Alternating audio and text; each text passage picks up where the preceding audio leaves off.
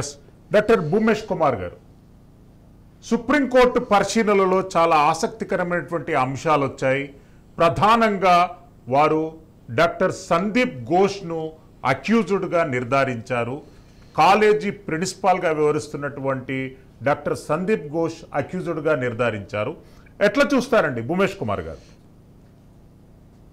అంటే ఇది పేరుకు నిమిత్తం లేకుండా, ఇన్స్టిట్యూట్కు నిమిత్తం లేకుండా ఇమ్మీడియట్గా తక్షణమే దానికి చర్య తీసుకోవాలండి. ఎందుకంటే ఎప్పుడైతే మనకు సేఫ్టీ ఉన్నట్లయితే, ఇంతకుముందు మంజుష గారు చెప్పారు, సేఫ్టీ అన్నది ఫస్ట్ ప్రయారిటీ.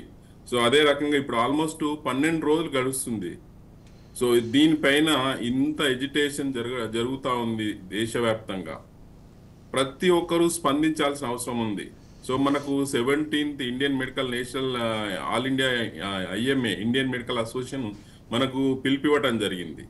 సో అందులో భాగంగా అంటే ఇప్పుడు IMA అనేది ఇండియన్ మెడికల్ అసోసియేషన్ అనేది మనకు మా మెడికల్ ఫెటర్నిటీ కంటే ఒక మాతృ సంస్థ లాంటిది. దానికి అనుబంధంగా మనకు ఇప్పుడు IADWL Indian Association of dermatologist venereology leprologist అంటే అయితేనేమి, IAP ఇండియన్ అకాడమీ పీడియాట్రిక్స్ అయితేనేది, ఫిజిషియన్స్ అసోసియేషన్ అయితేనేది, సర్జన్స్ అసోసియేషన్స్ అయితేనేది, ENT ఆఫ్థాల్ ప్రతి ఒక్కరూ స్పందించడం జరిగింది.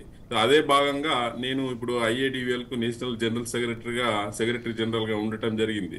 సో ఇమ్మీడియట్ గా మేము అసోసియేషన్ తరఫున ఒక మీటింగ్ పెట్టుకోవటము, మా ప్రెసిడెంట్ మంజునాథ్ చెన్నై చేసేసి ఒక రిప్రజెంటేషన్ కూడా ఇవ్వటం జరిగింది. మెయిన్ గా IMA ప్రెసిడెంట్ అశోకన్ గారు, RV అశోకన్ గారికి ఒక రిప్రజెంటేషన్ ఇవ్వటం జరిగింది. మేము ఖచ్చితంగా సంఘీభావం తెలుపుతూ మేము అందరం పార్టిసిపేట్ చేయడానికి మా IADW ఆల్మోస్ట్ 17,700 మెంబర్స్ కు ఒక రిప్రజెంటేషన్ మనం అందరం ఖచ్చితంగా పార్టిసిపేట్ చేయాలి అని చెప్పటము, ప్రతి ఒక్కరు పార్టిసిపేట్ చేయటము. అదే త్రూ IMA ద్వారా మేము ఒకటి ప్రధానమంత్రి గారికి ఒక వినతి పత్రం, అదే రకంగా మన మమతా బెనర్జీ పశ్చిమ బెంగాల్ ముఖ్యమంత్రి గారికి త్రూ IMA ద్వారా ఒక రిప్రజెంటేషన్ ఇవ్వటం జరిగింది. సో ప్రతి ఒక్కరు ఈ రకంగా మన ఎడ్యుకేషన్ చేస్తున్నా కానీ 12 రోజులు గడిచిన తర్వాత కూడా మనకు స్పందన, దానిపైన చర్య తీసుకోవటం అనేది, ఇంత డిలే కావటం అనేది శోచనీయము. దీన్ని ప్రతి ఒక్కరూ గ్రహించాల్సిన అవసరం ఉంది. యాక్చువల్గా ఇప్పుడు ట్రీట్మెంట్ కొరకు వచ్చినప్పుడు మేము కొంచెం కూడా డిలే జనరల్గా వాంటెడ్గా ఎవరు చెయ్యరు.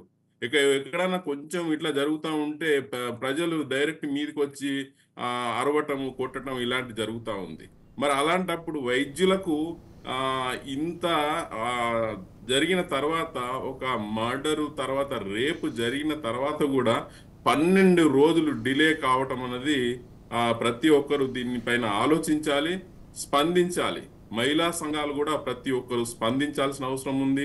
NGOs ప్రతి ఒక్కరు స్పందించాల్సిన అవసరం ఉంది. ఉమెన్ ప్రొటెక్షన్ యాక్ట్ వాళ్ళు కూడా ప్రతి ఒక్కరు స్పందించాల్సిన అవసరం ఉంది.